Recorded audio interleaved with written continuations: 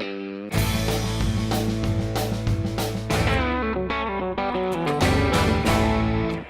we're back at the Great American Beer Festival 2013, 32 years of one of the biggest, best nationwide beer festivals in the world. And we're speaking with Julia Herz, who is the publisher of craftbeer.com. Julia, welcome. Thank you, Jim. And so this year, a lot of new things, even more growth for the Great American Beer Festival. So much so, this thing sold out for people coming in 15 minutes or something? 20-minute sellout for public tickets, which is amazing. And same day, within not even hours of breweries registering to be involved in the festival, we already had closeout, reached our capacity, and then 375 breweries went onto the wait list to have some form of participation. So, we planned for 8% growth in the competition and then went to 12% growth after being just as surprised as everybody else.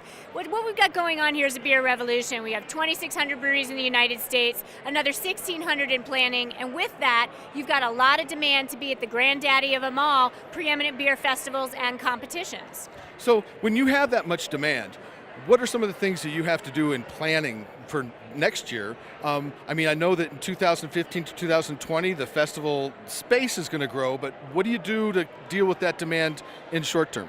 Sure. So what we're excited to have announced pretty much happened very quickly after the 375 brewery wait list, that the year prior to that was less than 100, so it wasn't as much visible to us, is we've got an expansion for the festival in that we'll put a number out of how many competition entries we're able to judge. And think about it, we have a 208 judge person pool. That's a lot, 11 countries. Adding judges is very difficult for us. So 4,800 beers judged this year in 2013.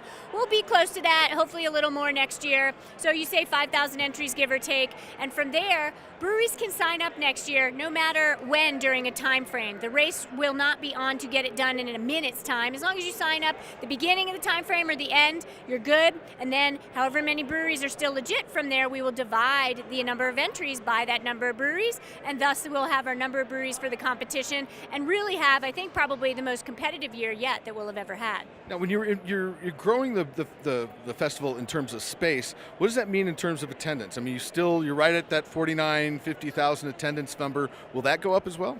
Sure, it's a 49,000 person event overall. Visit Denver literally just this week has let us know that 2015 to 2020, as you mentioned, we've gotten more hall space. From there, to be determined, we still have to figure out the puzzle. We're an association of 50 people, 2,800 people are what we need to even pull off this entire competition. So we'll get there, we'll figure it out and plug it in, but we want another entrance if we can get it, so the ability to get into the festival is quicker, and we also want the ability to see more breweries and people, but to be determined at this stage. Great. And the number of people that come each year, it kind of seems to feed on itself. You have more people coming, learning about beer, finding out about new styles. That seems to kind of create more demand. That creates even more demand for people coming to the festival. How does the dynamic of this improve, or what changes anyway about the dynamic of the festival in terms of educating people about beer and making people more aware of craft beer? I like that question, and I've been to more than half the GABFs. I actually started with the association as a volunteer at this very festival, so I've certainly seen a lot of festivals, and our members will emanate that the older days in the festivals, there weren't as many women involved, there wasn't as much knowledge in guys' or girls' palates. Things have advanced since the 80s. I mean, in 1978, we only had 42 brewing companies. The beer festival started in 1982. So now that we have those 2,600 breweries, we've got more beer styles, more diversity, and a much more advanced beer lover. And I love to say that, no longer does a light American lager satisfy every beer lover's beer occasion. If we were standing here talking in 1982, you'd look at me and laugh and be like, yes, it does. So things have evolved. Education in the hall. We have 6 pavilions. You Be the Judge, sponsored by Cicerone. Yard House is sponsoring the Beer and Food Pavilion that has talks from some of the preeminent chefs and brewers in the country. We've got the Brewer Studio Pavilion. We've got little festivals within the festival. The Guild Pavilion, the State Guild Pavilion, has 14 state guilds representing their state interests with beers you can't get in other areas of the hall. We've got the Brew Pub Pavilion with beers you can't get in other areas of the hall.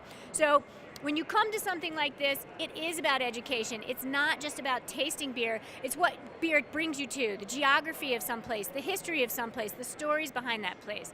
So it's a great chance for education. I think the evolution every year the GABF has evolved. So has the segment for craft brewing and the beer category as a whole. Right. And lastly, there's been, in the past decade or so, a real revolution in food. Foodies, the Food Network, you have, all the different, kind of rock star, food hosts and things. And it seems like the Great American Beer Festival has really embraced the use of beer in cooking, whether it's pairing beer and food, cooking with beer.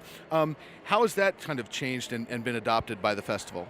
It's definitely something that has become a priority for the festival is education, and along with that, when brewers can plug in the beer and food component, we love it. We have a farm-to-table pavilion that's part of the festival, separate ticket to get in, a lot of effort and emphasis. We have a culinary consultant to the Brewers Association, Chef Adam Dooley. He is running 12 chefs along with 12 brewers. They're picked by lottery, by the way. Wow. So it's very competitive to get into there. And they're in the back of the hall 2 of the 3 nights. And those pairings are taking things to even a further level, as you point out. We've got the beer and food pavilion. You are served. I had last night a leg from a cow that was marinated in the walk-in at Colton Gray for weeks. And it was served with Omegang's Game of Thrones stout, which has the essence of anise in it. And the anise play that he worked on with the rub for the leg and all of this stuff was just like a great example that not just brewers are getting beer and food, but now today's chefs are starting to get beer and food. Great. Well, congratulations on another fantastic festival. It seems like, again, a flawless execution. And thanks a lot for your time. Thank you, Jim. Keep up the great work. Many good beers to you. Good. Thanks.